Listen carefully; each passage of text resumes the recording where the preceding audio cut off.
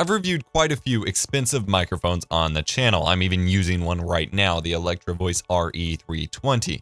And I've been asked the question, why aren't there more good, cheap microphones? Or why don't I review more cheap microphones? And mainly just because those aren't the ones that I would use.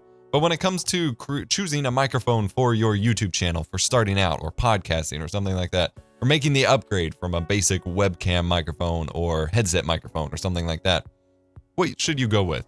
The standard baseline upgrade microphone that people go with is like the Blue Snowball or Blue Yeti.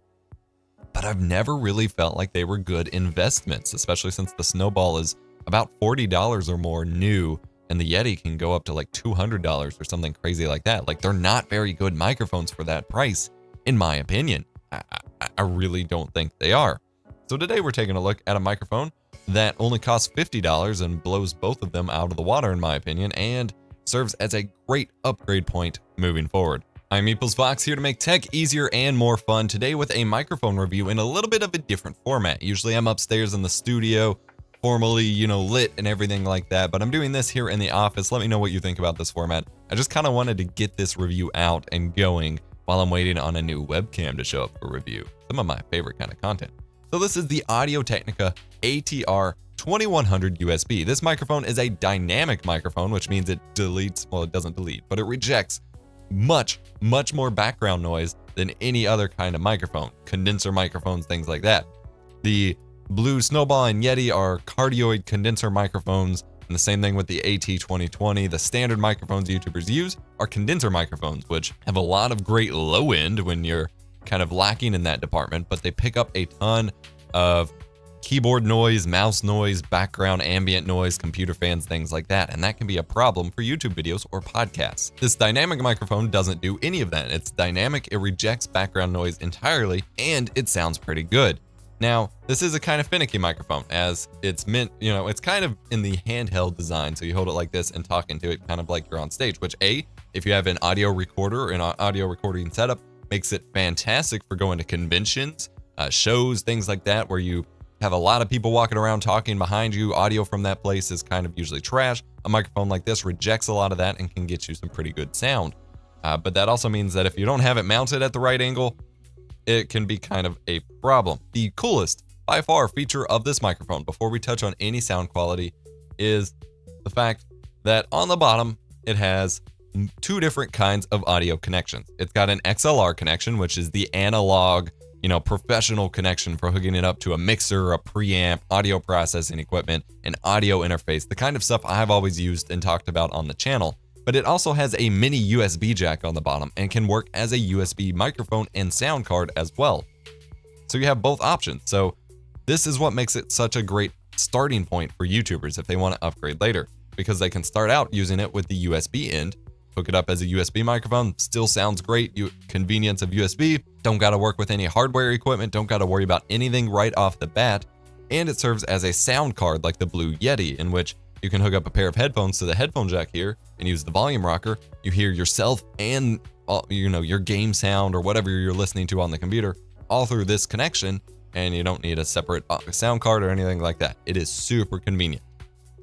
But when you want to upgrade later, say you invest in a mixer because you want to run more audio channels through, or you want to get some audio processing equipment, or proper preamp, or the Focusrite Scarlett 2i2 that I've reviewed, things like that, then you can switch on over to the XLR input, still use this microphone for now because it's still pretty good, and upgrade mics later. It's the perfect transition point, and it's quite the affordable microphone. This thing costs $52 or $50 off the bat, and I think I got it on sale for like $30 when I picked it up. I've been holding on to this mic for a long time.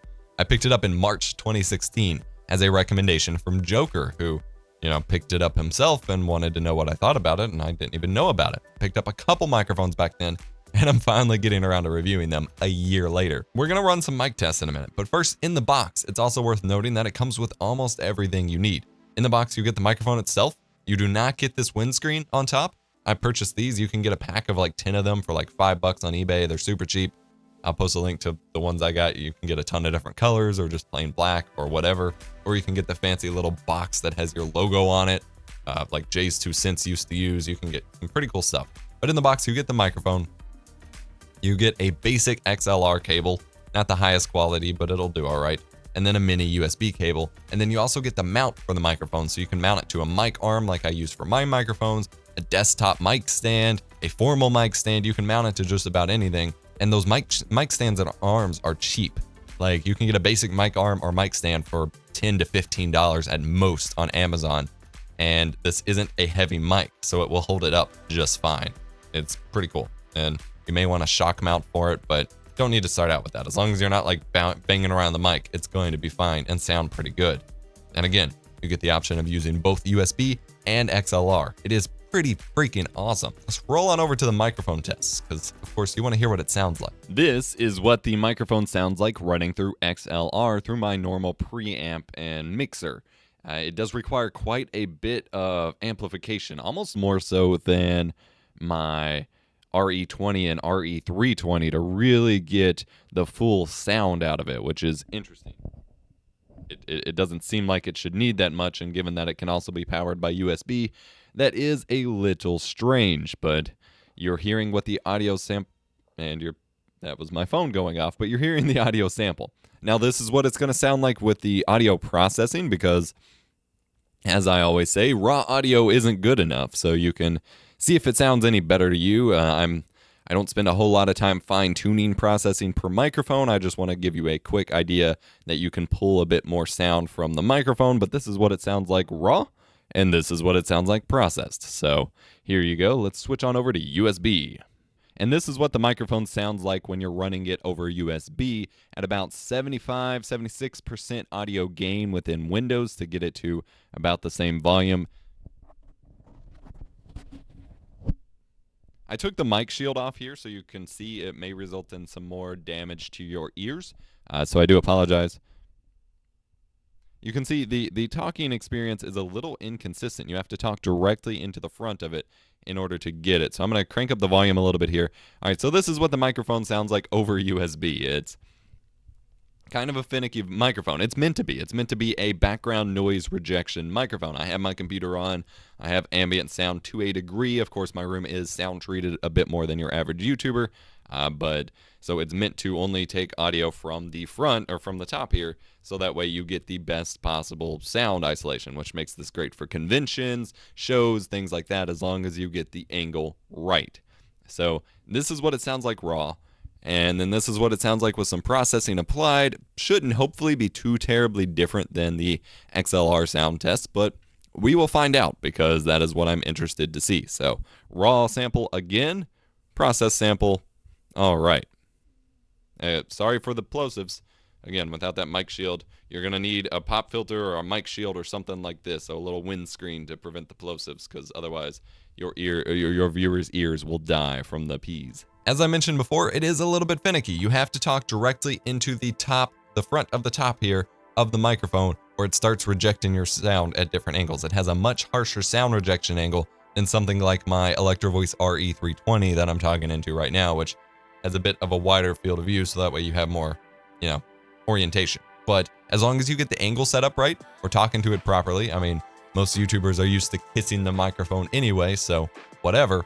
It is a really great microphone for the price, and I definitely recommend it over the traditional USB mics that YouTubers go with, like the Blue Snowball, Blue Yeti, things like that. This is what you should be using. I do hope you enjoyed this review. Let me know what you think about the format, what you thought about the review. If you're going to pick up this microphone, product link, Amazon affiliate link will be in the description down below. Full disclosure, I was not sent this for free. I paid my own money for it. I'm not sponsored by Audio Technica. I wish they would send me more stuff for review. Nothing like that. It was just a recommendation from a colleague that I wanted to check out, and I was pretty impressed, and I want to recommend it to you. If you did enjoy the video, smash the like button, get subscribed for more awesome tech videos, consider contributing on Patreon to help me keep doing what I'm doing. Stuff like this is not cheap to buy, a lot of over time, and so let me know what you think. I'm EposVox. I will see you next time.